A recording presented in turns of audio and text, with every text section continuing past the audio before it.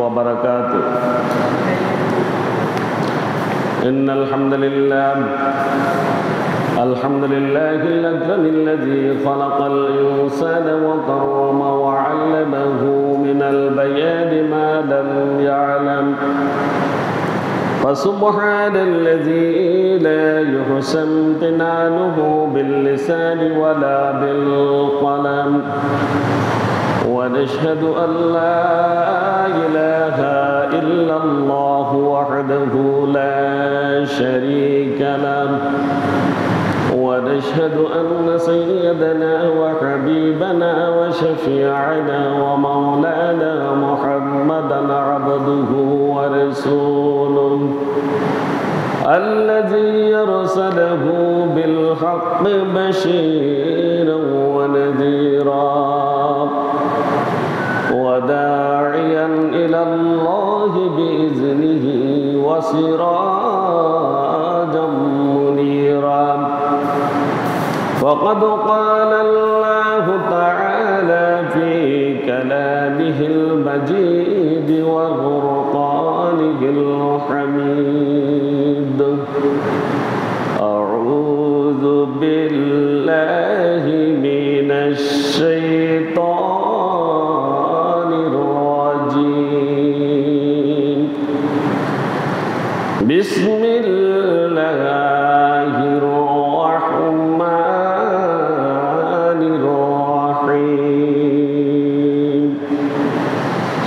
قل إن كنتم تحبون الله فاتبعوني يحببكم الله. وقال تعالى في شان حبيبه ومحبوبه ومعشوقه مخبرا وآمرا: إن الله وملائكته يصلون على النبي يا أيها الذين آمنوا صلوا عليه وسلموا تسليما. اللهم صل على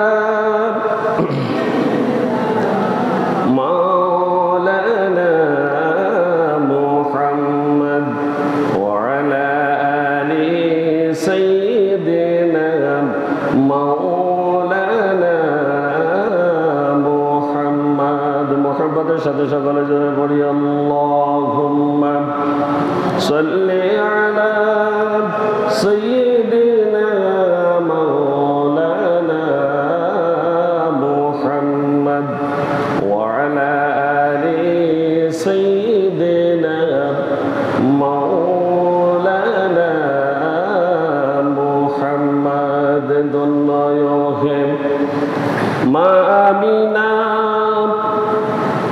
ধন্য তোমার জীবন, তোমার কোলে জন্ম দিলেন প্রিয় নবী দুজাহান। আল্লাহুম্মা সাল্লি আলা সাইয়্যিদিনা মাওলানা মুহাম্মদ ওয়া আলা আলি সাইয়্যিদিনা مولانا محمد. بلغ العلا بكماله كشف الدجى بجماله حسنت جميع خصاله. صلوا عليه وآله. محمد سيد الكونين والثقلين والفريقين من عرب ومن عجم. بلغ العلا بكماله كشف الدجى بجماله حسنت جميع خصاله. صلوا عليه وآله. والحبيب الذي ترجى شفاعته لكل حول من الأهوال المقتحم بلغ العلا بكماله كشف الدجى بجماله حسنت جميع خصاله صلوا عليه وآله ঐতিহ্যবাহী সলুয়া কেন্দ্রীয় জামে মসজিদে পবিত্র জুমার সালাত আদায় উপলক্ষে সমবেত সম্মানিত মুসল্লিয়ানে কেরাম, অত্র এলাকার সর্বস্তরের সকল মুসলিম তৌহিদি জনতা এবং পর্দার আড়ালের মা ও বোনেরা, আসসালামু আলাইকুম ওয়া রাহমাতুল্লাহি ওয়া বারাকাতুহু। মহান আল্লাহ রাব্বুল আলামিনের শুকরিয়া জ্ঞাপন করছি, যেই মহান আল্লাহ সুবহানাহু ওয়া তাআলা তার অসংখ্য অগণিত বান্দা থেকে বাছাই করে, দয়া করে, মায়া করে আগে ভাগে আমাদেরকে মসজিদে সমবেত হওয়ার তৌফিক এনায়েত করেছেন। এই জন্য মহান মনিবের দরবারে অন্তর থেকে শুকরিয়া আদায় করি, প্রত্যেকে বলি আলহামদুলিল্লাহ। দরুদ সালাম পেশ করছি বিশ্ব মানবতার মুক্তির দিশারি সর্বকালের সর্বশ্রেষ্ঠ মহামানব হযরত মুহাম্মদ রাসূলুল্লাহ সাল্লাল্লাহু আলাইহি ওয়াসাল্লামের প্রতি, যাকে আল্লাহ রাব্বুল আলামিন এই বিশ্ববাসীর জন্য রহমত স্বরূপ প্রেরণ করেছেন, যার আগমনে আমরা ধন্য হয়েছি, যার কারণে আমরা সর্বশ্রেষ্ঠ উম্মত হতে পেরেছি, আমাদের মর্যাদা বেড়ে গিয়েছে। সেই রাসূলের উপরে অন্তর থেকে দরুদ পড়ি, সকলে পড়ি সাল্লাল্লাহু আলাইহি ওয়াসাল্লাম। সম্মানিত হাজিরিন, আজ হচ্ছে 16ই রবিউল আউয়াল 1446 হিজরি, 5ই আশ্বিন 1431 বঙ্গাব্দ, 20 সেপ্টেম্বর 2024 খ্রিস্টাব্দ। আজ ফেনীতে সূর্য উঠেছে 5টা 43 মিনিটে এবং দুপুর হয়েছে 11টা 43 মিনিটে। জোহর শুরু হয়েছে 11টা 49 মিনিট থেকে। আজ ফেনীতে সূর্যাস্ত যাবে 5টা 53 মিনিটে। সম্মানিত হাজিরিন, আমরা যে মাসটি অতিক্রম করছি, এই মাসটি হচ্ছে মাহে রবিউল আউয়াল। যেই রবিউল আউয়াল মাসেই আমাদের প্রিয় রসুল হযরত মুহাম্মদ রাসূলুল্লাহ সাল্লাল্লাহু আলাইহি ওয়াসাল্লাম জন্মগ্রহণ করেছেন এবং এই মাসেই তিনি ইন্তেকাল করেছেন।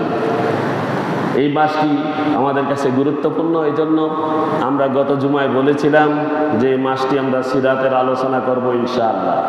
আমরা গত জুমা যেখানে শেষ করেছি আজ সেখান থেকে আলোচনা করব ইনশাআল্লাহ। আল্লাহ আমাদের প্রত্যেককে বলার এবং শোনার তৌফিক এনায়েত করুন, প্রত্যেকে বলি আমিন। সম্মানিত হাজিরিন, মহানবী সাল্লাল্লাহু আলাইহি ওয়াসাল্লামকে আল্লাহ তাআলা 5টি বৈশিষ্ট্য দিয়ে পাঠিয়েছেন। কয়টি বৈশিষ্ট্য? 5টি বৈশিষ্ট্য। এই 5টি বৈশিষ্ট্যের ভিতরে 1 নম্বর হচ্ছে তার রিসালাত বা নবুয়তকে সমস্ত দুনিয়াবাসীর জন্য ব্যাপক করা হয়েছে, অর্থাৎ ব্যাপৃত করা হয়েছে। অর্থাৎ গোটা দুনিয়ার জন্যই তার রিসালাত এবং নবুয়ত প্রশস্ত। এটা 1 নম্বর। এটা কয় নম্বর? গোটা দুনিয়াতে রাসূল সাল্লাল্লাহু আলাইহি সাল্লামের রিসালাত বা নবুয়ত প্রশস্ত, বিশ্ববাসীর জন্য এটা। আল্লাহ বলেছেন, ওয়া মা আরসালনাকা ইল্লা রাহমাতাল লিল আলামিন, আমি আপনাকে বিশ্ববাসীর জন্য রহমত স্বরূপ পাঠিয়েছি। এই বিশ্ববাসীর জন্য রহমত হযরত রাসূলুল্লাহ সাল্লাল্লাহু আলাইহি ওয়াসাল্লাম তার রিসালাত এবং নবুয়তকে বিশ্বব্যাপী বিশ্ববাসীর জন্য ব্যাপৃত করা হয়েছে। দ্বিতীয় নম্বর বৈশিষ্ট্য হচ্ছে রাসূলুল্লাহ সাল্লাল্লাহু আলাইহি ওয়াসাল্লাম শত্রুর মোকাবেলায়, অর্থাৎ তিনি যত যুদ্ধ করেছেন, বিগ্রহ করেছেন, তার যত শত্রু মক্কা এবং মদিনায় ছিল, শত্রুরা 1 মাসের দূরত্বে থাকতে রাসূল সাল্লাল্লাহু আলাইহি ওয়াসাল্লামকে ভয় পেত। সুবহানাল্লাহ।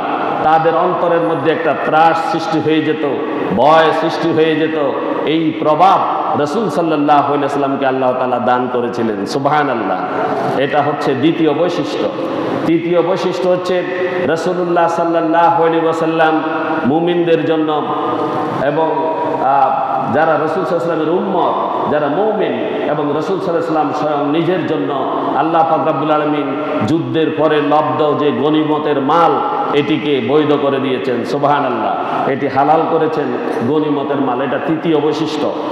চতুর্থ বৈশিষ্ট্য ছিল সমস্ত ভূমণ্ডলকে, আসমান এবং আসমানের নিচে জমিনের যত জায়গা রয়েছে সমস্ত জায়গাকে আল্লাহ রাব্বুল আলামিন মুহাম্মদ রাসূলুল্লাহ সাল্লাল্লাহু আলাইহি ওয়াসাল্লাম এবং তার উম্মতদের জন্য মসজিদ বানিয়ে দিয়েছেন। সুবহানাল্লাহ। পুরাটাই কি মসজিদ। এই মসজিদ নামাজের স্থান বানিয়ে দেওয়া হয়েছে। এটি একটি বৈশিষ্ট্য, যেখানেই আপনি সালাত আদায় করেন সেখানেই সালাত হবে, অর্থাৎ পুরাটাই মসজিদ বানিয়ে দিয়েছেন। পঞ্চম বৈশিষ্ট্য হচ্ছে আখিরাতে রাসূল সাল্লাল্লাহু আলাইহি ওয়াসাল্লাম উম্মতের জন্য সুপারিশ করবেন, আর সুপারিশ করার সাথে সাথে আল্লাহ পাক রব্বুল আলামিন তা কবুল করে নেবেন। সুবহানাল্লাহ। আল্লাহ পাক রব্বুল আলামিন এটি কবুল করে নেবেন সুপারিশ, এবং এটিকে কার্যকর করে ফেলবেন, সাথে সাথে কার্যকর করবেন। এই পাঁচটি বৈশিষ্ট্য দিয়ে রাসূলুল্লাহ সাল্লাল্লাহু আলাইহি ওয়াসাল্লামকে পাঠিয়েছেন। সম্মানিত হাজিরিন, রাসূল সাল্লাল্লাহু আলাইহি ওয়াসাল্লামের জীবনের দুটি অধ্যায়। কয়টি অধ্যায়?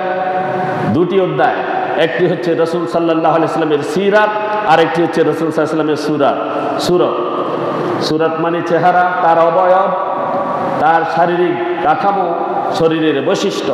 আর একটা হচ্ছে রাসূল সাল্লাল্লাহু আলাইহি ওয়াসাল্লামের সিরাত, অর্থাৎ তার জীবনী। তার জীবনী। এই রাসূল সাল্লাল্লাহু আলাইহি ওয়াসাল্লামের সুরত নিয়ে আমরা কিছু আলোচনা করব। তার মাইকে ডিস্টার্ব করে কেন? রাসূল সাল্লাল্লাহু আলাইহি ওয়াসাল্লামের সুরত কেমন ছিল? রাসূল সাল্লাল্লাহু আলাইহি ওয়াসাল্লামের আকৃতি ছিল, তিনি ছিলেন সুঠাম দেহের অধিকারী এবং মধ্যম আকৃতির। কেমন? তিনি বেটেও ছিলেন না এবং তিনি লম্বাও ছিলেন না। অধিক লম্বাও ছিলেন না, বেটেও ছিলেন না। মাইক ঠিক করে দেন। তিনি লম্বাও ছিলেন না, বেটেও ছিলেন না, মধ্যম আকৃতির একজন মানুষ ছিলেন। তার চুলগুলো ছিল ঘাড় পর্যন্ত প্রলম্বিত। তার এই ঘাড় পর্যন্ত চুলগুলো ছিল লম্বা, এবং তিনি তার চুলগুলো হালকা হালকা কোকড়ানো ছিল। কেমন ছিল? হালকা কোকড়ানো।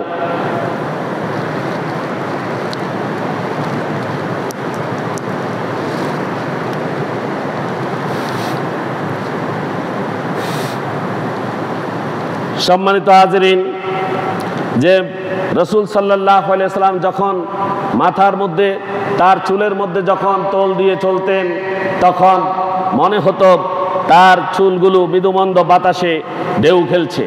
এইরকম সুন্দর তাকে দেখাতো। সুবহানাল্লাহ। রাসূল সাল্লাল্লাহু আলাইহি ওয়াসাল্লামের চুলগুলো ছিল এমন। আর রাসূল সাল্লাল্লাহু আলাইহি ওয়াসাল্লামের কপাল ছিল চওড়া। কেমন ছিল? কপাল ছিল চওড়া। আর রাসূল সাল্লাল্লাহু আলাইহি ওয়াসাল্লামের ভ্রুগুলো ছিল জোড়া ভ্রমর। তার ভ্রুগুলো ছিল জোড়া এবং ধনুকের মতো বাঁকা। ধনুকের মতো বাঁকা ছিল রাসূল সাল্লাল্লাহু আলাইহি ওয়াসাল্লামের ভ্রুগুলো। আর তার চোখের পাতাগুলো ছিল গোলাপের পাপড়ির মতো। গোলাপের পাপড়ির মতো। আর যখন তিনি চোখের পাতাগুলোর পলক ফেলতেন, তখন মৃদুমন্দ বাতাসে যেন গোলাপ, আস্ত গোলাপ পাপড়ি যেন দোল খাচ্ছে, সেরকম মনে হতো। সুবহানাল্লাহ। ওইরকম তার চোখের যে পলকের চাহনির যে চুল ছিল, এগুলো ছিল সেই গোলাপের মতো। সুবহানাল্লাহ। এরপরে যেন মনে হতো এই পাপড়িগুলো মৃদুমন্দ বাতাসে যেন দোল খাচ্ছে। আর প্রিয় হাবিব রাসূলুল্লাহ সাল্লাল্লাহু আলাইহি ওয়াসাল্লাম, তার চোখের যে সাদা অংশ ছিল চোখের ভিতরে, সেই সাদা অংশ ছিল একটু লালচে এবং সামান্য রক্তবর্ণের। আর তার চোখের যে কালো অংশ ছিল, কালো অংশ ছিল অত্যন্ত কৃষ্ণকায় কালো, একদম কৃষ্ণ কালো ছিল চোখের যে কালো অংশ ছিল সেটি। রাসূল সাল্লাল্লাহু আলাইহি ওয়াসাল্লামের নাকগুলো ছিল খাড়া এবং তার নাকের ছিদ্রগুলো ছিল ছোট আকারের। নাকের ছিদ্রগুলো কেমন ছিল? ছোট আকারের ছিল। আর রাসূল সাল্লাল্লাহু আলাইহি ওয়াসাল্লামের নাকের নিচে একগুচ্ছ চিকন গোঁফ ছিল। আর গোঁফগুলো ছিল পাতলা এবং দেখতে অত্যন্ত সুন্দর। আর সেই তার গোঁফের নিচেই ছিল তার যে দুইটি ঠোঁট ছিল, সেগুলো ছিল গোলাপি বর্ণের, অত্যন্ত গোলাপি এবং সুন্দর। তিনি যখন মুস্কি হাসতেন, মনে হতো বিজলি যেন চমকাচ্ছে। তিনি যখন মুস্কি হাসতেন, তখন যেন মনে হচ্ছে বিজলি চমকাচ্ছে। হযরত আলী রাদিয়াল্লাহু তাআলা আনহু তিনি উল্লেখ করেছেন যে আমার ছোটকাল থেকে প্রিয় নবীকে দেখেছি এবং রাসূল সাল্লাল্লাহু আলাইহি ওয়াসাল্লামের সমকক্ষ বা তার সাথে তুলনা করা যায় এমন কাউকে আমি আমার জীবনে দেখিনি। সুবহানাল্লাহ, এমন কেউ দুনিয়াতে আসেনি। তিনি যে রাস্তা দিয়ে হেঁটে যেতেন, প্রিয় নবী যে রাস্তা দিয়ে হেঁটে যেতেন, ওই রাস্তা দিয়ে সাহাবীরা যখন 1 মাস পর যখন হেঁটে যেতেন তখন তারা জান্নাতের সুগন্ধ পেতেন। সুবহানাল্লাহ, জান্নাতের সুগন্ধ পেতেন। উম্মাহাতুল মুমিনিন হযরত খাদিজা রাদিয়াল্লাহু তাআলা আনহা থেকে শুরু করে রাসূল সাল্লাল্লাহু আলাইহি ওয়াসাল্লামের যতজন বিবি ছিলেন, আর রাসূল সাল্লাল্লাহু আলাইহি ওয়াসাল্লাম যখন রৌদ্র থেকে যখন হেঁটে আসতেন, তার যখন শরীরে ঘাম দিত, ঘামগুলো শরীর থেকে মুক্তোর দানার মতো বের হতো এবং এই ঘামগুলো এত সুঘ্রাণ ছিল যে রাসূল সাল্লাল্লাহু আলাইহি ওয়াসাল্লামের বিবিরা শিশি ভরে রাখত এবং ঈদ এবং অন্যান্য অনুষ্ঠানে এগুলো তারা আতর হিসাবে ব্যবহার করত। সুবহানাল্লাহ, রাসূল সাল্লাল্লাহু আলাইহি ওয়াসাল্লাম এমন ছিলেন তার সুরতের দিক থেকে। সম্মানিত হাজরিন, তিনি আমাদের জন্য অত্যন্ত অনুকরণীয় আদর্শ, নাকি? আমাদের অনুকরণীয় আদর্শকে রাসূলুল্লাহ সাল্লাল্লাহু আলাইহি ওয়াসাল্লাম তিনি এই দুনিয়াতে কি জন্য এসেছিলেন, আল্লাহ তাআলা সে কথা মানব জাতিকে বলছেন। আল্লাহ সুবহানাহু ওয়া তাআলা বলেছেন, ওয়ামা আরসালনাকা ইল্লা রাহমাতাল লিল আলামিন। হে রাসূল, আল্লাহ জবাব দিয়েছেন, আমি রাসূলকে কি জন্য পাঠিয়েছি, এই কথা মানব জাতিকে বলছেন, আমি আপনাকে বিশ্ববাসীর জন্য রহমত স্বরূপ প্রেরণ করেছি। সুবহানাল্লাহ, বিশ্ববাসীর জন্য রহমতকে রাসূলুল্লাহ সাল্লাল্লাহু আলাইহি ওয়াসাল্লাম এছাড়া আর কেউ আসেনি দুনিয়াতে? কেউ আছে? কারো আদর্শ যদি গ্রহণ করে রাসূলকে বাদ দিয়ে তার অস্তিত্ব আসেনি আল্লাহর কাছে? আছে? আছে। সুতরাং আমরা রাসূলুল্লাহ সাল্লাল্লাহু আলাইহি ওয়াসাল্লামের আদর্শকে ধারণ করব। যারা রাসূল সাল্লাল্লাহু আলাইহি ওয়াসাল্লামের আদর্শ বিচ্যুত হবে তিনি আল্লাহর রহমত বঞ্চিত হবেন। আল্লাহ তাকে রহমত করবেন না, আর আল্লাহ যাকে রহমত করবেন না তিনি পরকালে লাঞ্ছিত হবেন, ঠিক কিনা? আমরা রাসূল সাল্লাল্লাহু আলাইহি ওয়াসাল্লামকে উত্তম আদর্শ হিসেবে গ্রহণ করব। তিনি গোটা ধরনের জন্য ছিলেন, এই গোটা পৃথিবীর জন্য ছিলেন রহমত।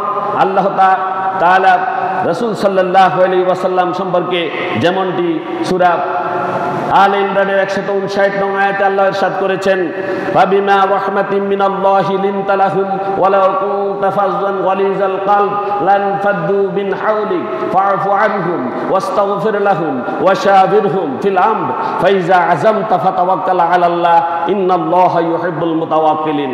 আল্লাহ তাআলা এখানে বলেছেন যে প্রিয় হাবিব রাসূল সাল্লাল্লাহু আলাইহি ওয়াসাল্লাম কেমন চরিত্রের অধিকারী ছিলেন।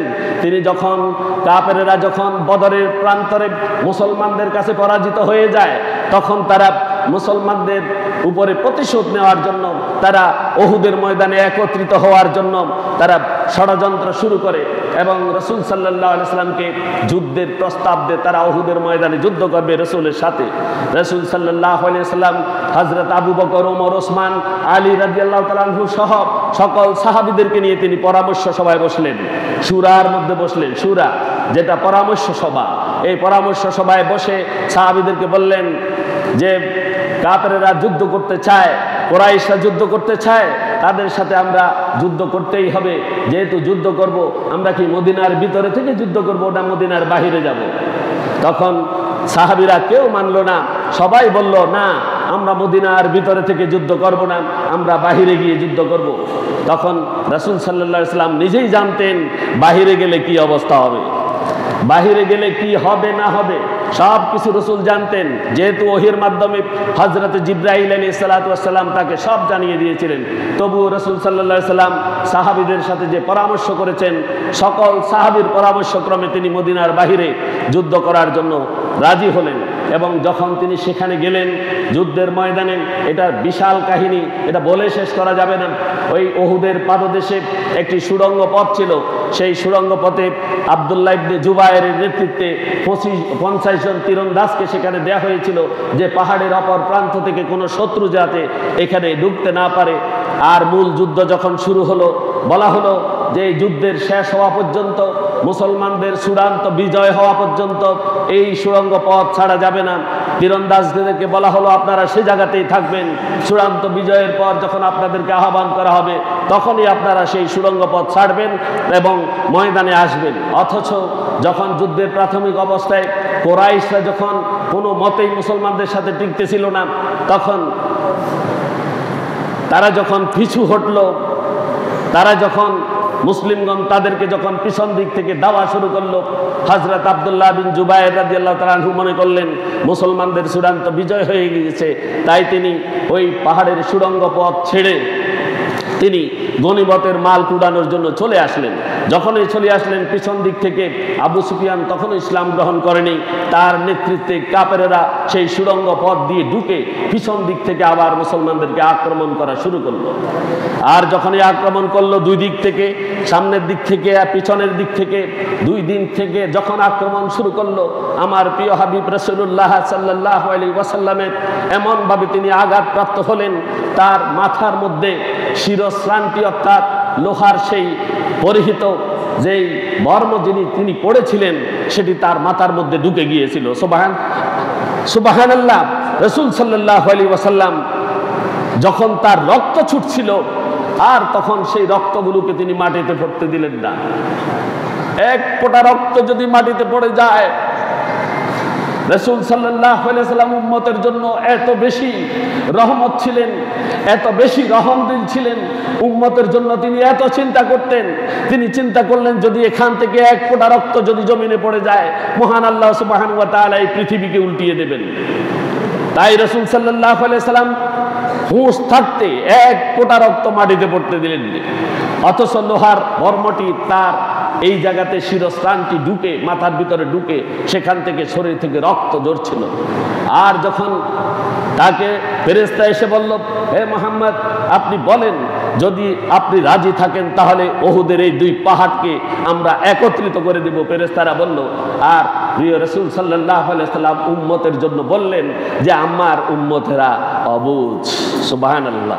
আমার উম্মতেরা কি অবুঝ। উম্মতের জন্য তিনি কতটুকু চিন্তা করেছেন, ফেরেশতাদেরকে কোনো আদেশই দিলেন না। আর আল্লাহ সুবহানাহু ওয়া তাআলা এই আয়াতটি নাজিল করে রাসূল সাল্লাল্লাহু আলাইহি ওয়াসাল্লামকে বললেন, ফাবিমা রাহমাতিন মিনাল্লাহি লিনতা লাহুম ওয়ালাউ কুনতা ফাযযান গালিযাল কলব লানফাদ্দু মিন হাওলিক ফা'ফু আনহুম ওয়াস্তাগফির লাহুম ওয়াশাবিরহুম ফিল আমর ফাইযা আযামতা ফাতাওয়াক্কাল আলাল্লাহ ইন্নাল্লাহা ইউহিব্বুল মুতাওয়াক্কিলিন। হে রাসূল, আপনি যদি রহম দিল যদি না হতেন তাদের প্রতি, আপনার কাছে যদি রহমত যদি কম হতো, রহমত যদি না থাকতো, আপনার উম্মতের প্রতি যদি আপনি রহম বা করুণা যদি না করতেন, তাহলে তাদের সাথে যদি আপনি রূঢ় ব্যবহার করতেন, কর্কশবাসী যদি হতেন, তাহলে তারা আপনার কাছ থেকে মুখ ফিরিয়ে নিত। কি নিত? মুখ ফিরিয়ে নিত। কেন? রাসূল সাল্লাল্লাহু আলাইহি ওয়াসাল্লাম এত আঘাতপ্রাপ্ত হওয়ার পরেও, উহুদের যুদ্ধে পরাজয়ের পরেও রাসূল সাল্লাল্লাহু আলাইহি ওয়াসাল্লাম তাদেরকে ক্ষমা করে দিয়েছিলেন। সুবহানাল্লাহ। ক্ষমা করে দিয়েছিলেন। এবং এই ক্ষমার কারণে আল্লাহ সুবহানাহু ওয়া তাআলা এই আয়াত নাযিল করলেন যে আপনি ক্ষমার দৃষ্টান্ত। আপনি ক্ষমার কি দৃষ্টান্ত? আপনি তাদেরকে ক্ষমা করে দিন। শুধু এটি নয়, আপনি তাদের জন্য আল্লাহর কাছে প্রার্থনা করুন। লানফাদ্দু মিন হাওলিক, তারা আপনার চারপাশ থেকে সরে যাবে যদি ক্ষমা না করেন। ফা'ফু আনহুম, আপনি তাদেরকে ক্ষমা করে দিন। ওয়াস্তাগফির লাহুম, তাদের জন্য আল্লাহর কাছে হাত উঠান, হাত উঠিয়ে তাদের জন্য দোয়া প্রার্থনা করুন, ক্ষমা প্রার্থনা করুন। ওয়াশাবিরহুম ফিল আমর, আর ভবিষ্যতে যদি কোনো কাজ করেন তাদের সাথে পরামর্শ করে করেন। কিভাবে করবেন? পরামর্শের সাথে কাজ করেন।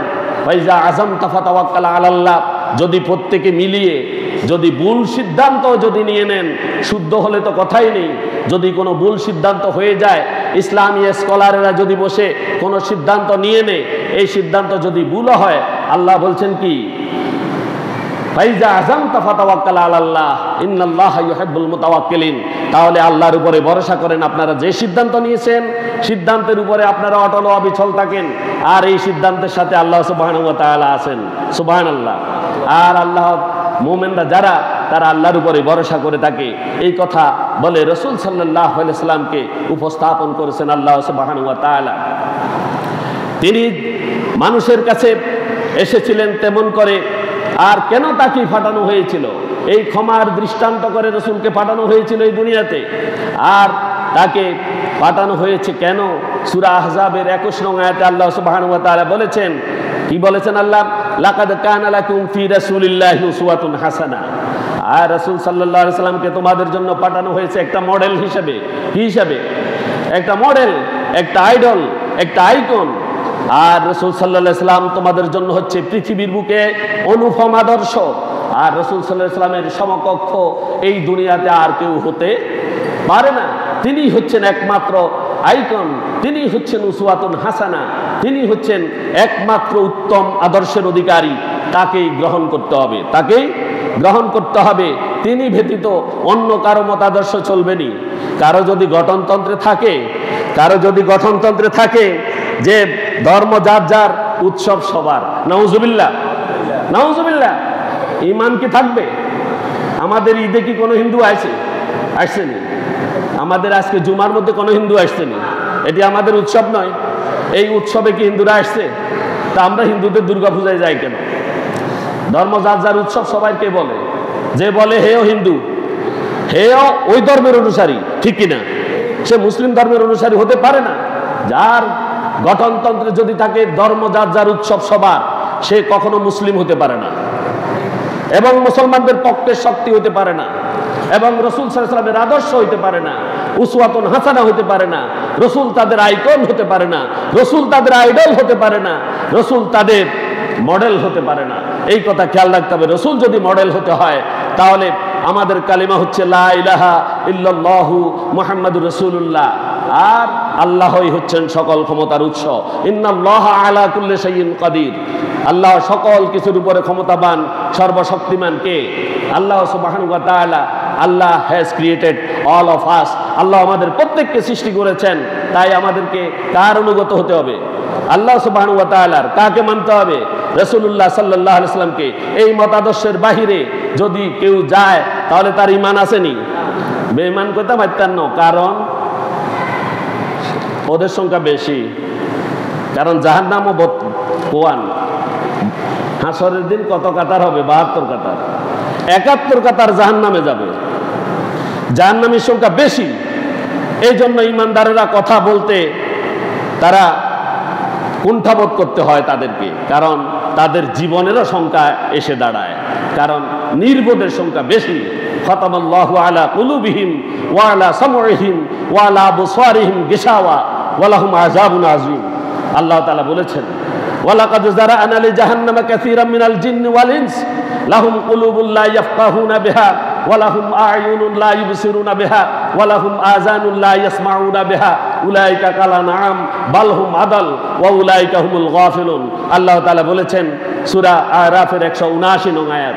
আল্লাহ বলেছেন যে ওয়ালাকাদ যারা'না লিজাহান্নামা কাসীরাম মিনাল জিন্নি ওয়াল ইনস।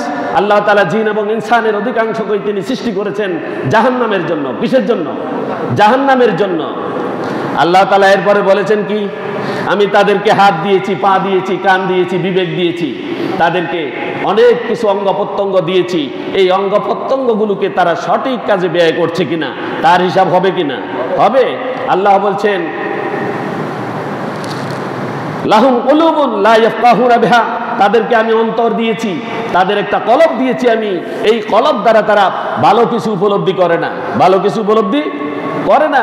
তারা ভালোকে ভালো জানে না, আর মন্দটাকেই তারা ভালো হিসেবে গ্রহণ করে নেয়।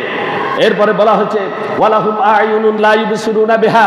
তাদের দুটি চক্ষু দিয়েছি, আর তারা তাদের চোখ দ্বারা আমার নিদর্শনগুলো দেখে না, আমার এই দুনিয়াকে দেখে না, আমার সৃষ্টিকে দেখে না, আমার কোরআনকে দেখে না, আমার রাসূলকে দেখে না। তাদের এই চোখ, এজন্য তারা জাহান্নামে যাবেই। এরপরে আল্লাহ তাআলা বলেছেন ওয়ালাহুম আযানুন লা ইয়াসমাউনা বিহা। আমি তাদেরকে দুখানা কান দিয়েছি। দিছেনে? কান আসেনি আমাদের সাথে? তারা কান দ্বারা শোনে না। কি শুনে না? কোরআন শুনে না, হাদিস শুনে না। তারা আল্লাহর কথা শুনে না, রাসূলের কথা শুনে না। আর তারা বলে ধর্ম নিরপেক্ষতাবাদ, ধর্ম যার যার, উৎসব সবার। নাউজুবিল্লাহ। আল্লাহ তাআলা বলছেন উলাইকা কালানাম। তারা হচ্ছে চতুষ্পদ জন্তু। They all are four footed animal. তারা হচ্ছে চতুষ্পদ জন্তু। বাল হুম আদাল। আল্লাহ বলছেন তার চেয়ে আরো নিকৃষ্ট, আরো নিকৃষ্ট। এই আরো নিকৃষ্ট কি? চতুষ্পদ জন্তু থেকে নিকৃষ্ট কি? সবচাইতে নিকৃষ্ট কুকুর। তার চেয়েও নিকৃষ্ট হচ্ছে শূকর। তার চেয়ে নিকৃষ্ট কি? শূকর। ওই শূকরের চেয়েও তারা খারাপ। ওয়া উলাইকা হুমুল গাফিলুন। আর তাদের যে অবস্থা তারা সে কথাও বুঝে না। He doesn't know what he don't know. He doesn't understand what he don't understand. সে কি বুঝে না সেটাও বুঝে না, কি জানে না সেটাও জানে না। আর আশিক বলে কি, আমি অমুকের আদর্শের অনুসারী। কোনো আদর্শই দুনিয়াতে চলবে না, একমাত্র আদর্শ চলবে রাসূলুল্লাহি সাল্লাল্লাহু আলাইহি ওয়াসাল্লামের মতাদর্শ।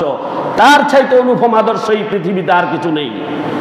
এরপরে আরেক দল মানে আমাদের মধ্যে লেখা আছে জনগণ সকল ক্ষমতার উৎস। লেখা আসেনি? আসেনি? জনগণ সকল ক্ষমতার উৎস নি? তাহলে এতে মূল্যকা বারবার মরি যার কেন? আপনার দাদা বলেছে যে আপনার বাড়িটা আপনার দাদা ছিল, এরপরে আপনার বাবা বলছে আপনার বাবা, এখন বলেন আপনার। আপনি মারা গেলে আপনার ছেলে বলবে বাড়িটা আমার। আসলে বাড়িটা কার? কার? প্রত্যেকে তো আমার আমার করছে, কেউ কি থাকতে পারছে নি? পাচ্ছে? তাহলে বাড়ির কার? আল্লাহ সুবহানাহু ওয়া তাআলা। তো এই দুনিয়াতে মানুষ যদি সকল ক্ষমতার উৎস হতো, তারা বাঁচে না কেন? তারা নিজেরাই তো বাঁচে না। মানুষ সকল ক্ষমতার উৎস হইতে পারেনি। দুইবার যদি পাতলা পায়খানা করে, নিজের নাম মনে থাকেনি? থাকে? হ্যাঁ, এটাও তো ভুলে যায়। আর রাত্রের অন্ধকারে নিজের স্যান্ডেলে যখন পিছন দিয়ে মুড়ির মধ্যে যখন আওয়াজ দেয়, তখন সেখানে ভূত আসছে মনে করি 3 আষাঢ় খায় রাস্তায়, ঠিক কিনা? কোনো একটা বিড়াল বা কিছু একটা যদি পিছন দিয়ে আওয়াজ করে থাকে, এই মিয়ার রুল লগে থাকে না। তাহলে এই মিয়া সকল ক্ষমতার উৎস হইলে আর কিছু হয়নি। এগুলো সম্পূর্ণ টাটকা মিশা কথা না? জনগণ কি সকল ক্ষমতার উৎস নাকি? হ্যাঁ, সকল ক্ষমতার উৎস কি? আল্লাহ সুবহানাহু ওয়া তাআলা। তাহলে আল্লাহর উপর ঈমান আসেনি জনগণ সকল ক্ষমতার উৎস বললে? যাদের সকল ক্ষমতার উৎস আল্লাহ, তারা ফিরে আসেন সকল ক্ষমতার উৎস আল্লাহ, এই কথা বলেন। আর যারা জনগণ সকল ক্ষমতার উৎস বলেন, তারা ওই পথে ফিরে আসেন, আল্লাহর কাছে ফিরে আসেন। কোনো অবস্থাতেই জনগণ সকল ক্ষমতার উৎস হইতে পারে না। আল্লাহ তাআলা এমন কিছু মর্যাদা দিয়ে মানুষকে পাঠাননি। আপনি দেখেন আপনাকে কিভাবে আপনার অহংকারকে আল্লাহ সুবহানাহু ওয়া তাআলা শূন্য করে দিয়েছেন। আপনি আমাদেরকে বানাইছে আশরাফুল মাখলুকাত, বানাইছে কিনা? কত ফুত পবিত্র জিনিস আমরা খাই, আর আমরা আমাদের শরীর থেকে যা বের হয়, যে মল বের হয়, সেটা যদি রাস্তায় ত্যাগ করে, এখান থেকে 15 দিন কেউ হাঁটবে নি? হাঁটবে? আসবে কেউ? যদি বুলে আসে 14 গোষ্ঠীকে জিয়ারত করে যাবে। আর তাদের জন্য বিভিন্ন রকমের আপনার বাথরুম তৈরি করতে হয় ওখানে মল ত্যাগ করার জন্য। না হলে যদি খোলা জায়গায় যদি মল ত্যাগ করে, তাহলে সেখান দিয়ে আর কেউ হাঁটবে না, ঠিক কিনা? আর এত বড় হাতি, এত বড় মহিষ, এত পশু দুনিয়াতে আল্লাহ তাআলা সৃষ্টি করেছেন, সবগুলোর জন্য বাথরুম আসেনি? আছে। এরা ভূত পবিত্র জিনিস খায়, ভূত পবিত্র জিনিস এদের জন্য আছে? নাই। কিন্তু এদের বাথরুমও নাই। এদের মলের মধ্যে কি গন্ধ আছে? আসেনি? অহংকার আপনাদেরকে আল্লাহ করবেন না বলছেনি? আসেনি এখানে অহংকার? এখানেই তো অহংকার শেষ। আর যারা অহংকার করে না, আল্লাহ তাআলা অবুঝ প্রাণীদেরকে আল্লাহ তাআলা এক জায়গাতে ফসরাপ, আরেক জায়গাতে তাদের মল, দুইটার মাঝখান দিয়ে আপনাকে যেই সুস্বাদু জিনিস বের করে, যা আপনার জন্য পুষ্টিকর বানিয়েছেন, দুধ, এই গাভী, এখানেই আপনাদের জন্য, যারা শোকালা, যাদের দৃষ্টি শক্তি আছে, তাদের জন্য এখানে আল্লাহ তাআলা শিক্ষা দিয়েছেন যে তাদের কাছ থেকে আপনারা উপকৃত হচ্ছেন। আপনার দ্বারা কোনো উপকার নাই, আপনার শুধু উপকার একটা, আল্লাহ আপনাকে ইবাদতের জন্য এই দুনিয়াতে পাঠিয়েছেন। আপনি সঠিক মতো আল্লাহর ইবাদত করছেন কিনা? ওমা খলাকতুল জিন্না ওয়াল ইনসা ইল্লা লিয়াবুদুন। আল্লাহ তাআলা জিন এবং ইনসান দুই জাতকে সৃষ্টি করেছেন শুধুমাত্র, কেবলমাত্র তার ইবাদত করার জন্য। এটার বাহিরে কোনো কিছু হইলে আল্লাহ তাআলা ছাড়বেন না। ছাড়বেন? এই জন্য আল্লাহ বলছেন, লাকাদ কানা লাকুম ফি রাসূলিল্লাহি উসওয়াতুন হাসানাহ। তোমাদের জন্য উত্তম মতাদর্শ, উত্তম আদর্শ, অনুপম আদর্শ, উসওয়াতুন হাসানা, মডেল, আইডল, আইকন একমাত্র রাসূলুল্লাহি সাল্লাল্লাহু আলাইহি ওয়াসাল্লাম। আর তার আদর্শ চলবে রান্নাঘর থেকে রাষ্ট্র পর্যন্ত। কোথা থেকে কোথা পর্যন্ত? রান্নাঘর থেকে রাষ্ট্র পর্যন্ত কার আদর্শ চলবে? রাসূলুল্লাহ সাল্লাল্লাহু আলাইহি ওয়াসাল্লামের আদর্শ। আর কারো আদর্শ এই পাকে ঢুকতে পারবে না। এই আদর্শ ঢুকার কারণেই আমাদের আজ এত মুসিবত। আমাদের এত মুসিবত তার আদর্শকে বাদ দেওয়ার কারণে। কারণ রাসূল সাল্লাল্লাহু আলাইহি ওয়াসাল্লামের সেই মদিনার সেই সনদটিকে মেঘনা কাটার চেয়ে আরো উপরে ঘোষণা করা হয়েছিল না? মেঘনা কাটা পৃথিবীর সবচাইতে সর্বশ্রেষ্ঠ সংবিধান। এই সংবিধানকে ওভারটেক করেছে মদিনা সনদ, ঠিক কিনা? সেই মদিনা সনদ মতো যখন রাষ্ট্র গঠন করা হয়েছে, মদিনা যখন ইসলামী স্টেট হয়েছে, সেখানে কি আর কোনো ভেদাভেদ ছিল? সেখানে এই ইসলামী স্টেট। এখন কি বাংলাদেশে শান্তি বেশি না মদিনায় বেশি? কোথায়? মদিনায়। যেখানে ইসলামী স্টেট প্রতিষ্ঠা হয়েছে সেখানে শান্তি না অমুসলিমদের মধ্যে শান্তি বেশি? গোটা পৃথিবীতে যেই জায়গাতে রসুলের আদর্শ নাই আপনি মাথা বুলিয়ে দেখেন সর্বত্রই শাসন, শোষণ, জুলুম, নির্যাতন, যুদ্ধ, বিগ্রহ সবকিছু চলছে, ঠিক কিনা? যেখানে রসুলের আদর্শ হবে সেখানে কোনো ভেদাভেদ থাকবে না, সেখানে মানুষ সব সমান হয়ে যাবে। সম্মানিত হাজিরিন, আমাদেরকে আল্লাহ পাক রব্বুল আলামিন বলেছেন এজন্য উদখুলু ফিস সিলমে কাফা, তোমরা ইসলামে পরিপূর্ণভাবে দাখিল হও। কিভাবে দাখিল হও? পরিপূর্ণভাবে দাখিল হও। কিছু মানি আর কিছু মানি না, এরকম হলে হবে নি? হবে? Islam is the complete code of life. Islam হচ্ছে একটি পরিপূর্ণ জীবন ব্যবস্থার নাম। কিছু মানলাম, কিছু মানলাম না, এটার নাম ইসলাম নয়। আমার জীবনের সর্বক্ষেত্রে আমি ইসলামকে প্রায়োরিটি দিব। ইসলাম ইজ দ্য ফার্স্ট প্রায়োরিটি। ইসলাম হবে প্রথম প্রায়োরিটি আমার। ইসলাম ছাড়া আর কিছু আমি মানি না, ঠিক কিনা? মানবেন? কনে কনে মানবেন ইসলাম ছাড়া আর কিছু? বোঝনে মানবো, মাশাআল্লাহ। ইসলামকে মানবেন, ঠিক আছে? ইনশাআল্লাহ আল্লাহ আমাদের তৌফিক দান করুন। সম্মানিত হাজিরিন, আমরা গতদিন প্রিয় হাবিব রাসূলুল্লাহ সাল্লাল্লাহু আলাইহি ওয়াসাল্লামের জীবনী নিয়ে আলোচনা করতে গিয়ে আমরা যেখানে থেমেছি এরপরেই হচ্ছে রাসূলুল্লাহ সাল্লাল্লাহু আলাইহি ওয়াসাল্লাম যখন হালিমার গৃহে গেলেন, হালিমা রাদিয়াল্লাহু তাআলা আনহার গৃহে, সেখানে তিনি হালিমার দুধ অর্থাৎ রাসূল সাল্লাল্লাহু আলাইহি ওয়াসাল্লামের দুধ ভাই হালিমার আরেকজন ছেলের সাথে ঘরের বাড়ির পিছনে তিনি ম্যাশ ছড়াতে গেলেন। আর ম্যাশ ছড়াতে যাওয়ার পর সেখানে দুজন ফেরেশতা আসলো, সাদা পোশাক পরিহিত দুজন ফেরেশতা এসে রাসূল সাল্লাল্লাহু আলাইহি ওয়াসাল্লামকে তারা ধরলেন। হালিমার ছেলেটি দেখলো যে রাসূলকে সাদা পোশাকধারী দুইজন ব্যক্তি ধরেছে। তাদের হাতে ছিল সোনার তস্তরি বিশিষ্ট, যার মধ্যে বরফে পরিপূর্ণ ছিল, সেটা নিয়ে রাসূলকে তারা ধরে ছিঁড়ে ফেললো। সুবহানাল্লাহ। রাসূলকে তারা কি করলো? ছিঁড়ে ফেললো। ছিঁড়ে রাসূল সাল্লাল্লাহু আলাইহি ওয়াসাল্লামের হৃৎপিণ্ডকে বের করলো। হৃৎপিণ্ডকে বের করে হৃৎপিণ্ডকে ছিঁড়া হলো। হৃৎপিণ্ডকে ছিঁড়ে হৃৎপিণ্ডের ভিতরে এক ফোঁটা কালো রক্ত ছিল জমাট, সেই কালো জমাট রক্তটি ফেলে দেয়া হলো। ফেলে দিয়ে রাসূল সাল্লাল্লাহু আলাইহি ওয়াসাল্লামের হৃৎপিণ্ড এবং রাসূল সাল্লাল্লাহু আলাইহি ওয়াসাল্লামের পুরো পেট, এই পেটটিকে ওই বরফ দিয়ে ধৌত করে আবার ফেরেশতারা যথাস্থানে রেখে দিলেন। এই ঘটনা দেখে হালিমার পুত্র হালিমাকে গিয়ে বলল যে আম্মা, মুহাম্মদকে তো এখানে দুইজন ব্যক্তি এই ঘটনা। তখন তারা দৌড়াই আসলো, দৌড়াই আসে দেখলো মুহাম্মদ সাল্লাল্লাহু আলাইহি ওয়াসাল্লাম দাঁড়িয়ে আছে। জিজ্ঞাসা করলো কি হয়েছে তোমার? তখন মুহাম্মদ সাল্লাল্লাহু আলাইহি ওয়াসাল্লাম সব কথা বললেন, একই ঘটনা। তারা চিন্তা করলো একে নিশ্চয় কোনো ভূতে ধরেছে। কিসে ধরেছে? ভূতে ধরেছে। তখন হালিমা রাদিয়াল্লাহু তাআলা আনহা রাসূল সাল্লাল্লাহু আলাইহি ওয়াসাল্লামকে তার মায়ের কাছে নিয়ে গেলেন, গিয়ে বললেন যে তোমার ছেলেটি রেখে দাও। তখন বিবি আমেনা রাদিয়াল্লাহু তাআলা আনহা বললেন কি হয়েছে? বলে না, আমার কাছে তো ছিল 5 বছর, এখন আপনার সন্তান আপনি রেখে দিন। বলে কি হয়েছে খুলে বলেন, না হলে আমি রাখবো না, না বললে। তখন বিস্তারিত বলার পরে ভূতে টুতে কিছুই ধরে নাই।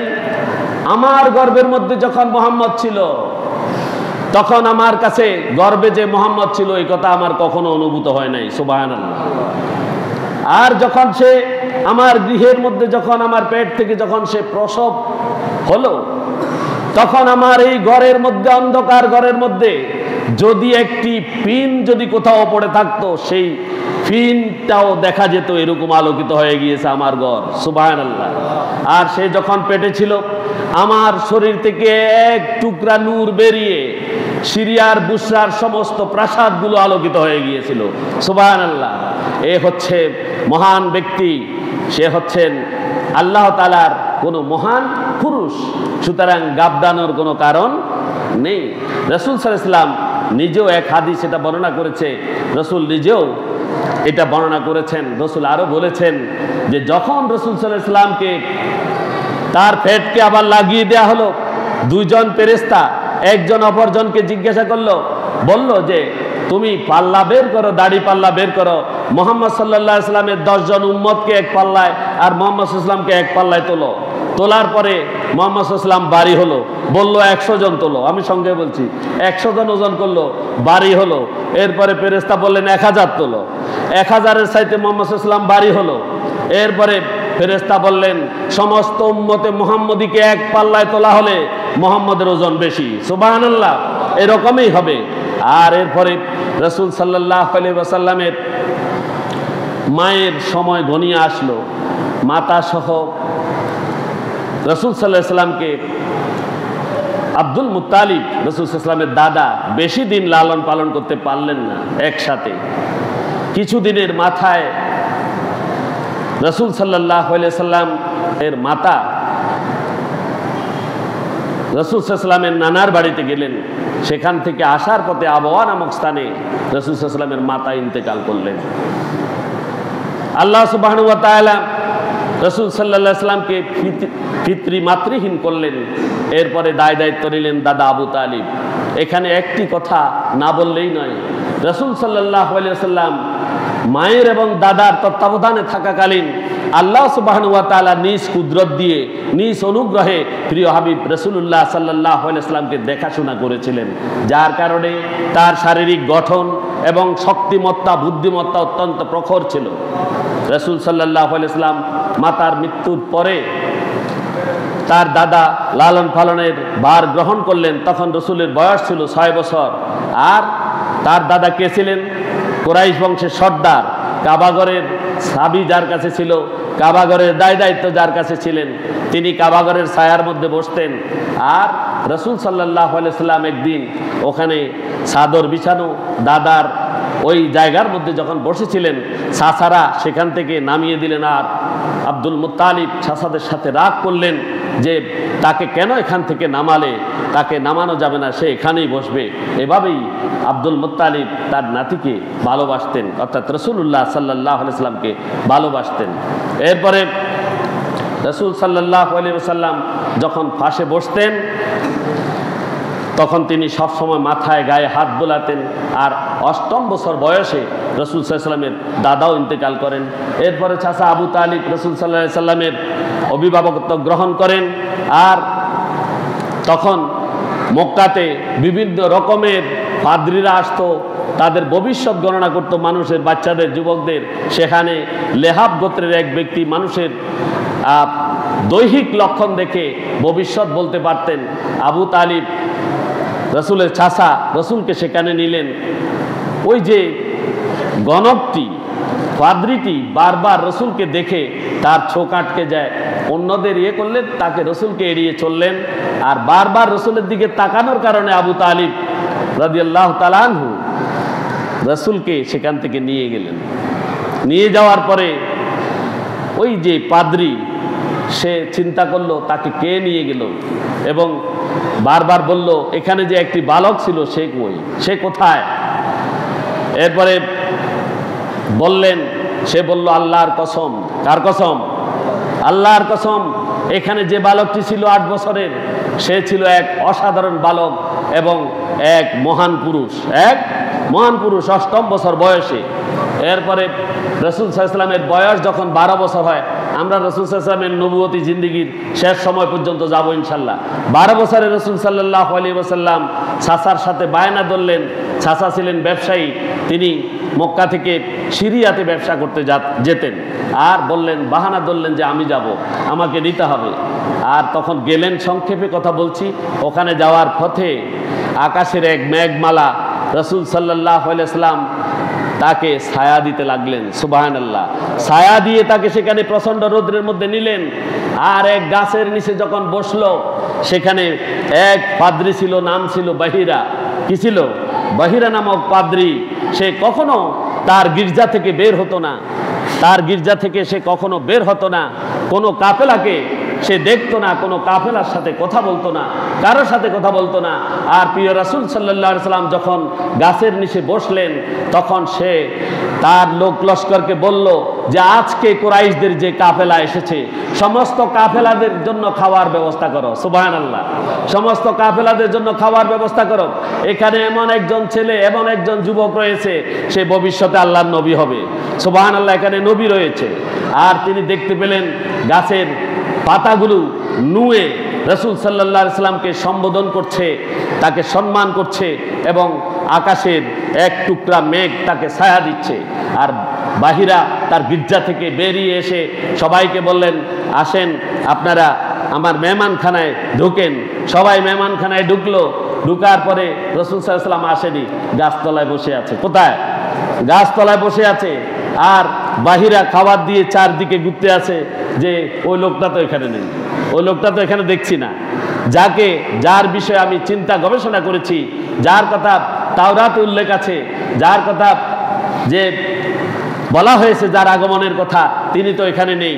তখন বাহিরা এক কুরাইশকে জিজ্ঞাসা করলো যে এখানে কি আপনাদের সমস্ত লোক এসেছে? বলে, হ্যাঁ, আমরা সবাই এসেছি, তবে একজন বালক মুহাম্মদ সে আসেনি, সে ছোট বালক, সে গাছতলায় বসে আছে। হ্যাঁ, তখন বলল তাকে নিয়ে আসেন। তখন কুরাইশ বলল, লাত এবং উজ্জার কসম খেয়ে বলছি যে মুহাম্মদকে আমি এখানে নিয়েই আসব। আর মুহাম্মদকে নিয়ে আসলো। আসার পরে তখন ওই বাহিরা বলল, হ্যাঁ, এখন আমি বুঝতে পেরেছি এই শিশুটি হচ্ছে কি আখেরি নবী হযরত মুহাম্মদ রাসূলুল্লাহ সাল্লাল্লাহু আলাইহি ওয়াসাল্লাম। সকলের খানা খাওয়ার পরে বাহিরা রাসূল সাল্লাল্লাহু আলাইহি ওয়াসাল্লামকে বসতে বললেন। আর রাসূল সাল্লাল্লাহু আলাইহি ওয়াসাল্লাম বসলেন। বসার পরে বাহিরা প্রথম দেখলেন রাসূল সাল্লাল্লাহু আলাইহি ওয়াসাল্লামের এখানে পিঠটা উপুট করে দেখলেন যে এখানে তার নবুয়তের মোহর রয়েছে। সুবহানাল্লাহ। নবুয়তের মোহরটা দেখলেন। বলেন, হে আবু তালিব। আবু তালিবকে বললেন বাহিরা, হে আবু তালিব, এই শিশুটিকে? বলে, আমার সন্তান। কয়, কখনো নয়, এ আপনার সন্তান হতেই পারে না। সুবহানাল্লাহ। এরপরে বললেন, কয়, এটি আমার বাতুসপুত্র। তখন বাহিরা বলল, নিশ্চয় তার বাপ বেঁচে নেই। সুবহানাল্লাহ। তার পিতা জীবিত থাকতে পারে না। অর্থাৎ যেভাবে আমরা জেনেছি সেভাবে বলা হচ্ছে তার পিতা জীবিত থাকতে পারে না। বলে, তার কাছ থেকে তাকে আপনি ইহুদিদের কাছ থেকে সাবধান সতর্ক রাখবেন। আপনি দ্রুত তাকে নিয়ে মক্কায় চলে যান। ইহুদিদের কাছ থেকে তারে দূরে রাখবেন। যে কোনো ইহুদি যে কোনো মুহূর্তে তার ক্ষতি করতে পারে। এরপরে রাসূল সাল্লাল্লাহু আলাইহি ওয়াসাল্লাম সাসার কাছ থেকে সিরিয়া হয়ে যখন তিনি আসলেন, সাসার প্রভূত ব্যবসায় লাভ হলো বাতিজা থাকার কারণে। আর সেটা দেখে এই মদিনার মক্কার সবচেয়ে ধনী মহিলা, নাম কি বলতে পারবেন? হযরত বিবি খাদিজা রাদিয়াল্লাহু তাআলা আনহা। তিনি তার ব্যবসায়ের জন্য লোক নিয়োগ দিতেন, যাদেরকে ব্যবসায়ী লভ্যাংশ এবং বেতনের ভিত্তিতে যাদেরকে তিনি ব্যবসায়ের জন্য নিয়োগ দিতেন। তিনি বললেন যে মুহাম্মদ তো তিনি হচ্ছেন আলামিন, তিনি যেহেতু ব্যবসার হাল ধরেছেন, তিনি যখন ব্যবসা করা শিখেছেন, আমি তাকে নিয়োগ দিব। আর তিনি রাসূল সাল্লাল্লাহু আলাইহি সাল্লামকে প্রস্তাব দিলেন। প্রস্তাব দেওয়ার পরে রাসূল সাল্লাল্লাহু আলাইহি সাল্লাম সেই প্রস্তাব গ্রহণ করলেন, ব্যবসায়ের জন্য যাবেন। যাওয়ার পথে রাসূল সাল্লাল্লাহু আলাইহি সাল্লামের সাথে খাদিজা রাদিয়াল্লাহু তাআলা আনহা একটি চাকরানী দিলেন, তার নাম হচ্ছে মাইসারা। কি নাম? মাইসারা নামের এক মহিলাকে তার সাথে দিলেন। আর মাইসারা সহ সিরিয়া গেলেন। যাওয়ার পথে তিনি একটি গির্জাতে এক জায়গায় এক গাছের তলায় আশ্রয় নিলেন রাসূল সাল্লাল্লাহু আলাইহি সাল্লাম। আর গির্জার পাদ্রী বেরিয়ে মাইসারাকে জিজ্ঞাসা করলেন, এ মাইসারা, এই লোকটিকে? বলে, এটি কুরাইশ বংশের এক সম্ভ্রান্ত পরিবারের সন্তান। কজে এই দুনিয়াতে যত নবী রাসূল এসেছেন, সমস্ত নবী রাসূল এই গাছের নিচে বিশ্রাম নিয়েছেন। ইনি হচ্ছেন আখেরি নবী হযরত মুহাম্মদ রাসূলুল্লাহ সাল্লাল্লাহু আলাইহি ওয়াসাল্লাম। তিনি ছাড়া আর কেউ এখানে বিশ্রাম নিতে পারেন না। ইনি প্রিয় রাসূল সাল্লাল্লাহু আলাইহি ওয়াসাল্লাম। এরপরে মাইসারা দেখলেন মক্কা থেকে যতগুলো পণ্য তিনি সিরিয়াতে নিয়েছিলেন, খাদিজার সবগুলো বিক্রি করে আবার সেখান থেকে মাল ক্রয় করে যখন তিনি ফিরছিলেন, তখন দেখলেন দুইজন ফেরেশতা। মাইসারা দেখলেন দুইজন ফেরেশতা রাসূল সাল্লাল্লাহু আলাইহি সাল্লামের সেই সিরিয়া থেকে মক্কা পর্যন্ত সমস্ত পথেই রাসূল সাল্লাল্লাহু আলাইহি সাল্লামের উপরে ছায়া দান করেছেন। সুবহানাল্লাহ। রাসূল সাল্লাল্লাহু আলাইহি সাল্লামকে ছায়া দান করে এই গরমাক্ত রৌদ্রের মধ্যে রাসূলকে তারা মক্কায় আনলেন। খাদিজা রাদিয়াল্লাহু তাআলা আনহাকে ব্যবসায়িক সমস্ত পণ্য রাসূল বুঝিয়ে দিলেন। বুঝিয়ে দেওয়ার পরে খাদিজা রাদিয়াল্লাহু তাআলা আনহা সবগুলো বিক্রি করে তার পূর্বের চেয়ে দ্বিগুণ লাভ করলেন। রাসূল সাল্লাল্লাহু আলাইহি সাল্লামের সততা, বিশ্বস্ততা এবং মাইসারার কাছে সমস্ত ঘটনা শোনার পরে খাদিজা রাদিয়াল্লাহু তাআলা আনহা রাসূল সাল্লাল্লাহু আলাইহি সাল্লামকে বিবাহের প্রস্তাব দিলেন। আর রাসূল সাল্লাল্লাহু আলাইহি সাল্লাম তার চাচাদের কাছে জানালেন যে এভাবে খাদিজা, যেই খাদিজা মক্কার সম্ভ্রান্ত মহিলা আর মক্কার সবচাইতে অভিজাত শ্রেণীর প্রত্যেকেই খাদিজাকে বিয়ে করার জন্য চেয়েছিল, লালায়িত ছিল, কারো কাছে প্রস্তাব যায়নি, প্রস্তাব গিয়েছে প্রিয় নবী হযরত রাসূলুল্লাহ সাল্লাল্লাহু আলাইহি সাল্লামের কাছে। আর ছাসারা তা কবুল করলেন এবং হযরত হামজা রাদিয়াল্লাহু তাআলা আনহুর ওকালতিতে মুহাম্মদ সাল্লাল্লাহু আলাইহি সাল্লাম এবং বিবি খাদিজার বিয়ে হয়। সুবহানাল্লাহ। এরপরে সেখানে যুদ্ধ হয়েছিল, এটার নাম হচ্ছে ফিজারের যুদ্ধ। তখন রাসূল সাল্লাল্লাহু আলাইহি সাল্লামের বয়স ছিল 20 বছর। কয় বছর? 20 বছর। এই সময় ওই খাদিজার বিবাহের আগের কথা এটা, 20 বছরের সময় ফিজারের যুদ্ধ সংগঠিত হয়েছিল। রাসূল সাল্লাল্লাহু আলাইহি সাল্লাম এখানে কুরাইশদেরকে সহায়তা করেছিলেন, তীর কুড়িয়ে দিয়েছিলেন, সত্যের পক্ষে তখন ছিলেন। আর তখনও কুরাইশ বংশের প্রত্যেকেই রাসূল সাল্লাল্লাহু আলাইহি সাল্লামকে মহব্বত করেছেন এবং তার ভূমিকা দেখে তাকে প্রশংসা করেছেন। বিবাহের পরে খাদিজা রাদিয়াল্লাহু তাআলা আনহার এক চাচাতো ভাই ছিল, যে ছিল খ্রিস্টান ধর্মের যাজক, নাম ছিল ওরাকা বিন নওফল। কি নাম ছিল? ওরাকা বিন নওফল। ওরাকা বিন নওফলের কাছে গিয়ে বিস্তারিত ঘটনা বলল। আর ওরাকা বিন নওফল বলল, খাদিজা তার প্রতি তোমার সমস্ত ধনসম্পদ এবং সব কিছু উৎসর্গ করে তুমি মুহাম্মদের দিকে লক্ষ্য রাখবে, মুহাম্মদের দিকে লক্ষ্য রাখবে, কারণ ইনি হচ্ছেন আখিরি নবী হযরত মুহাম্মদুর রাসূলুল্লাহ সাল্লাল্লাহু আলাইহি সাল্লাম। নবুয়তের মোহর তার কাছে রয়েছে এবং নবুয়তের সমস্ত চিহ্ন তার কাছে রয়েছে।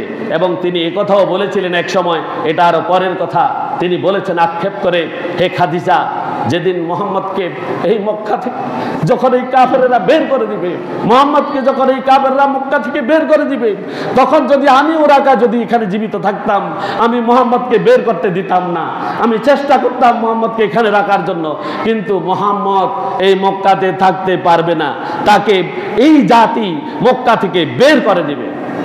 সম্মানিত হাজরিন, মক্কার সেই কাফেরের উত্তরসূরিরা আছে কিনা বাংলাদেশে? আছে? বলেন না কেন? আপনাদের ঈমান এত দুর্বল কেন? সেই কাফেরের উত্তরসূরিরা বাংলাদেশে আছে কিনা? মক্কার সেই শয়তানগুলো এখানে আছে কিনা? যদি ইসলামের পক্ষে কথা বলে তাদের বিরুদ্ধে তারা দাঁড়ায় কিনা? রাসূলের পক্ষে কথা বললে তাদেরকে ধ্বংস করার জন্য দাঁড়ায় কিনা? আপনাদের কাছে আহ্বান থাকবে, সমস্ত মুসলমান এই ময়দানে কাফের মুশরিকদের অনুসারীদের যারা তাদেরকে কি করে পুনর্বাসন করে, এই ময়দানে তাদের জন্য আপনারা কান্নাহুম বুনিয়ানুম মারসুস, সীসা ডালা প্রাচীরের মতো দাঁড়াবেন। ঠিক কিনা? পারবেন কিনা? কারা পারবেন হাত উঠান। সীসা ডালা প্রাচীরের মতো দাঁড়াবেন কাফের মুশরিকদের বিরুদ্ধে, কাফেরদের উত্তরসূরিদের বিরুদ্ধে এবং মুশরিকদের পুনর্বাসনকারীদের বিরুদ্ধে, মুনাফিকদের বিরুদ্ধে এই ময়দানে শক্তভাবে দাঁড়াবেন। আর প্রিয় রাসূল সাল্লাল্লাহু আলাইহি ওয়াসাল্লামের আদর্শকে আপনারা কি করবেন? নিজেদের জীবনের সাথে জড়াবেন। নিজের পারিবারিক জীবন থেকে রাষ্ট্রীয় জীবন পর্যন্ত সকল ক্ষেত্রে রাসূলের আদর্শকে ধারণ করবেন। আল্লাহ আপনাদের কাছে এই আহ্বান করছি এবং আল্লাহর কাছে তৌফিক কামনা করছি। আল্লাহ আমাদের যাদের মধ্যে বুঝ জ্ঞান কম, আল্লাহ তাআলা আমাদের বুঝ জ্ঞান বাড়িয়ে দিন। প্রতি বড়ি আমিন। আল্লাহ তাআলা আমাদের সেই কাফের মুশরিক মুনাফিক তাদের পথ পরিহার করে রাসূল সাল্লাল্লাহু আলাইহি সাল্লামের পথ অনুসরণ করার তৌফিক দিন। প্রতি বড়ি আমিন। আল্লাহ আমাদেরকে একজন পূর্ণাঙ্গ মুমিন করে দিন। আল্লাহ আমাদের জান্নাতের উপযোগী করে দেন। আল্লাহর কাছে তৌফিক কামনা করে আমার সংক্ষিপ্ত আলোচনা এখানে শেষ করছি। ওমা তৌফিক ইল্লা বিল্লাহ। আসসালামু আলাইকুম ওয়া রাহমাতুল্লাহ। আগামী জুমায়ও রাসূল সাল্লাল্লাহু আলাইহি সাল্লামের সিরাত নিয়ে আলোচনা হবে ইনশাআল্লাহ। আপনারা রাসূলের জীবনী আমরা মুসলিম হিসেবে জানা দরকার, এজন্য আমরা আগে ভাগে আসবো ইনশাআল্লাহ। আসবো ইনশাআল্লাহ। আল্লাহ আমাদের তৌফিক দিন।